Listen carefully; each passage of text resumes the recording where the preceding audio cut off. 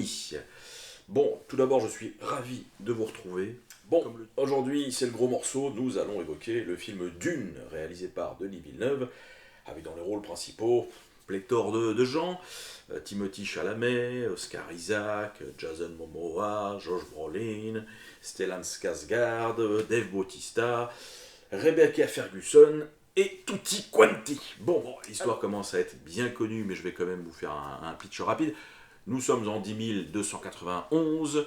Le duc Leto, donc le chef du clan des Atreides, est chargé d'exploiter l'épice, la substance la plus rare de l'univers, sur la planète Arrakis. Voilà, où il s'installe avec sa famille, ses armées et sa cour. Voilà. Malheureusement, il s'avère que tout ceci n'est qu'un gigantesque piège visant à éradiquer le clan des Atreides. Voilà.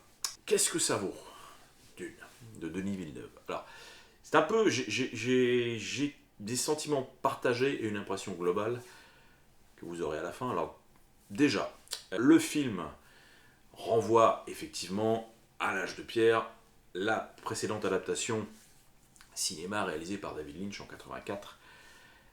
Bon, c'est clair, y a un soin apporté au décor, il y a des effets spéciaux qui ont bien évolué depuis, et il y a une mise en scène bon, qui est quand même nettement supérieure. Donc l'objet cinématographique est très très supérieur à ce qu'on a pu voir dans le passé. Maintenant, les intentions de Denis Villeneuve, alors cinéaste que j'adore par ailleurs, qui a toujours vraiment tiré par le haut tous ses projets, même Sicario, qui est un film que j'adore, sur le papier, ça pourrait être un très mauvais film de série B. Il s'avère qu'il arrive à transcender toutes les séquences du film, à générer une tension incroyable, et ouais, c'est quelqu'un que j'adore. Et donc sur Dune, effectivement, j'ai lu quelques interviews où il disait que c'est un rêve d'enfant que d'adapter cette saga classique de la littérature, de la SF, que je n'ai pas lu personnellement. Et puis ces derniers temps, il nous a fait quand même 2 bons films de science-fiction. Premier Contact, j'ai trouvé assez fascinant.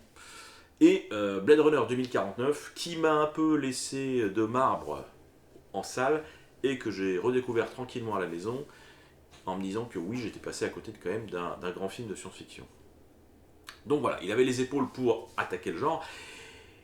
Et voilà, ce qui m'a fait un peu tiquer, c'est que j'ai lu dans la presse qu'il souhaitait faire un film grand public, donc plutôt généreux de sa part, notamment en cassant un peu le rythme habituel de ces films, dans lesquels, c'est vrai, il y a souvent des plans contemplatifs. Alors très honnêtement, il le fait dans son film. Il y a des plans beaucoup plus courts que d'habitude. Il y a même des plans assez magnifiques où on voudrait presque que la caméra se pose un peu.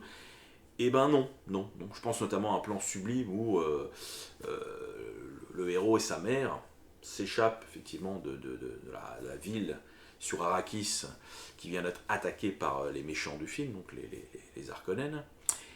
Et voilà, il se pose en plein désert et il se relève. Et là, ils aperçoivent à l'horizon effectivement toute la ville qui est en train de se faire pilonner et qui est en flammes. C'est un plan sublime. Mais même sur ce plan-là, il préfère cutter et passer à autre chose. Donc, ce qui est un peu gênant pour le film, c'est que du coup, très honnêtement, c'est peut-être le moins marqué des films de Denis Villeneuve en termes de mise en scène. Honnêtement, il n'y a pas sa patte dans le film.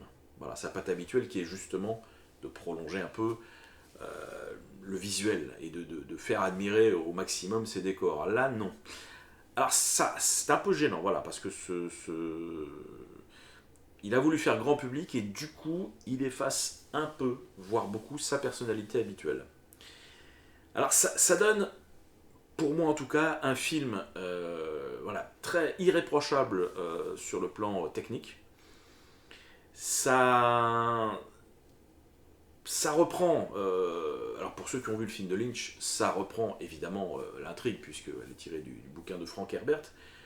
Sauf que là, bon, Villeneuve veut vraiment être fidèle au bouquin, et du coup, oui, est un peu plus précis dans ce qu'il raconte. Pour information, le film de Villeneuve est 2h36, et il raconte à peu près 45 minutes de ce qu'on pouvait voir dans le film de Lynch, qui était vraiment un concentré de plusieurs volumes de la saga Dune, ce qui donnait un film effectivement où les séquences s'enchaînaient de façon incohérente. Là, les choses sont beaucoup plus claires, beaucoup plus lisibles.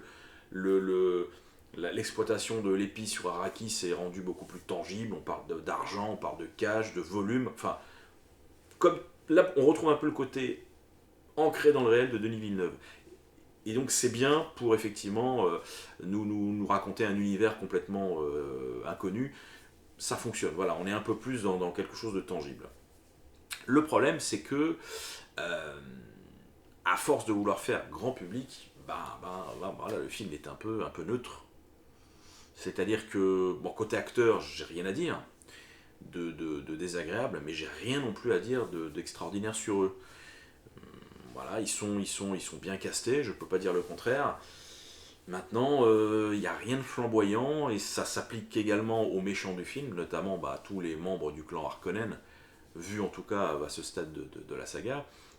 Le baron Harkonnen, qui est interprété par Stellan Skarsgård, excusez-moi, et son neveu, Rabba, interprété par Dave Bautista, l'ex-catcher, c'est juste des mecs balèzes qui sont chauves, quoi, voilà.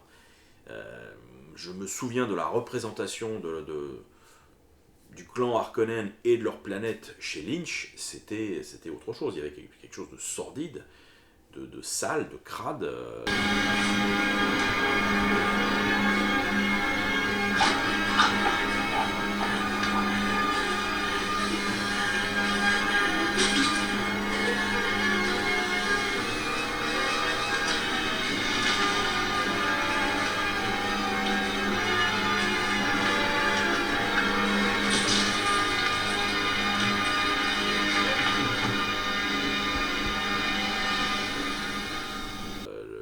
Baron était ravagé par la syphilis.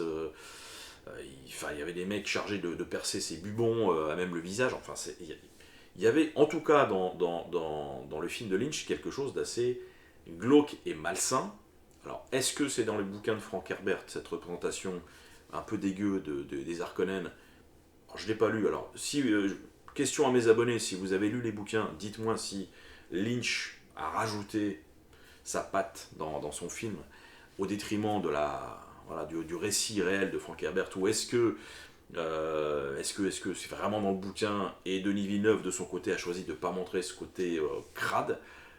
Je sais pas, mais là en l'occurrence ces méchants pourraient tout à fait intégrer l'univers du MCU, quoi. Vous voyez, il y a des méchants de Marvel assez menaçants mais un peu lisses, et voilà, j'ai trouvé que là on était très en dessous en tout cas de ce qu'on voyait dans le film de Lynch. Donc il y a un refus aussi chez Villeneuve de montrer de la violence. Alors, le film est vraiment très très très très grand public aussi à ce niveau-là. Je pense pas que ce soit lié au cahier des charges d'un film à gros budget devant être vu par un maximum de personnes. Je pense que surtout ça n'intéresse pas des masses Denis Villeneuve de représenter la violence de façon très graphique. Mais du coup, ça aussi ça joue sur le côté un peu neutre du spectacle. Et au final, je dois reconnaître que le film de Lynch, aussi foiré soit-il, j'en conviens, qui a déjà donc presque 37 ans au compteur, c'est terrible à dire, mais pour l'instant, bat le film de Villeneuve, parce que j'ai encore des images assez fortes dans ma tête. D'ailleurs, toutes les scènes fortes du film de Lynch, on les retrouve évidemment dans le film de Villeneuve, parce qu'elles sont vraiment tirées du bouquin.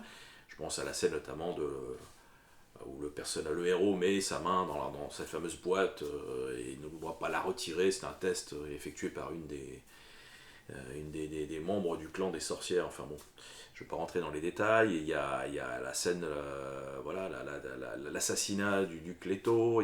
Enfin, tout y est, mais effectivement, il y avait un côté baroque chez Lynch qui me reste encore en mémoire. Et alors que le film de Villeneuve, je pense que malheureusement, dans 5 ans, j'aurais déjà oublié. Il n'y a pas de. Ouais, il n'y a rien de marquant, quoi. Le film de Lynch était pourri au niveau notamment de sa narration, au niveau de ses effets spatiaux. Tout ce qui était vol d'objets spatiaux était vraiment lamentablement représenté à l'écran. Le film de Villeneuve écrase de ce côté-là la compétition. Mais voilà, il n'y a rien de marquant.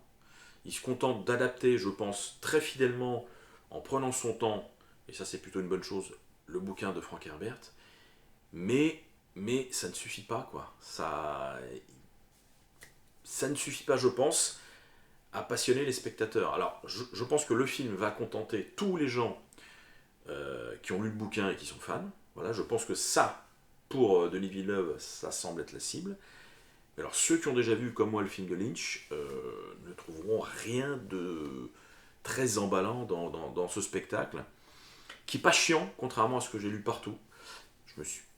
Pour tout vous dire, j'ai voulu regarder ma montre à un moment donné en me disant, putain, là je commence un peu à me faire chier. 5 minutes après, le film arrivait à son terme. Donc, non, 2h35 passe quand même relativement bien, grâce à cette volonté donc, de faire des plans assez brefs. Ça imprime une sorte de rythme invisible au film, mais qui fait qu'on voilà, on ne le sent pas passer, contrairement par exemple à Blade Runner 2049, qui, très honnêtement, voilà, même de l'avis même d'un de ses producteurs, Ridley Scott, avait une durée totalement déraisonnable. Voilà.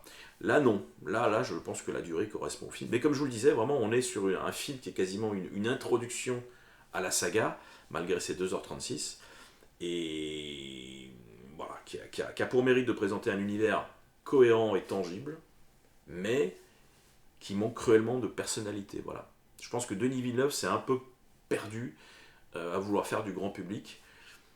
Et je pense que le but pour lui était de ramener les spectateurs en salle pour pouvoir faire les suites, parce que là vraiment le film s'arrête, on va dire, en plein milieu effectivement d'une intrigue qui est pas menée à terme, donc qui donne envie quand même de voir au moins la suite directe, mais qui en l'état est un petit peu plan-plan. Et là on peut se poser la question, est-ce que finalement une adaptation fidèle d'un livre est la meilleure réponse cinématographique à apporter? Je crois pas. Je crois qu'en définitive, effectivement, il y a un cinéaste qui veut réaliser un bon film portant sa marque se doit un peu de trahir le matériau de base. Et là, Villeneuve se couche un peu voilà, de façon respectueuse, on va dire. Hein. Il fait sa révérence à Frank Herbert, mais pas tellement au cinéma. Voilà. Je reviens sur le casting 2 minutes. Comme je vous le disais, ils sont tous très bien, mais il ne faut pas dire qu'ils soient flamboyants dans leur rôle. Mais il y en a un qui fait un peu tâche quand même, je dois le dire, c'est Javier Bardem, hein, dans le rôle d'un Fremen, chef des Fremen d'ailleurs. Il ouvre sa bouche et là on entend son anglais et son accent espagnol surtout à couper au couteau, et là ça fout en l'air un peu le truc, quoi. C'est le seul homme des sables qui a un accent espagnol sur la planète Arrakis. Ça réduit considérablement mes chances d'y croire. Donc voilà, ça c'est le seul vrai bémol du casting qui, je le répète, est bon, mais pas beaucoup plus. Dune est un bon film, je peux pas dire le contraire. Euh, Est-ce qu'il vous passionnera si vous ne connaissez pas le bouquin de Frank Herbert? Je ne sais pas. Est-ce que vous y trouverez quelque chose de vraiment neuf par rapport à la piteuse adaptation de 84? Bah en fait, pas forcément. Donc voilà, je pense que c'est un site qui ne trouvera pas réellement son public, en tout cas son grand public, comme le souhaitait pourtant Denis Villeneuve à la base. Voilà. Bon, bah écoutez, je vous ai à peu près tout dit. Là, sur ce coup-là, je vais être un peu neutre, mais enfin, allez-y, faites-vous une idée. Moi, j'ai trouvé ça un peu trop terne, sans relief et sans personnalité. Voilà. Sur ce, je vous dis à la prochaine, très vite. Ciao.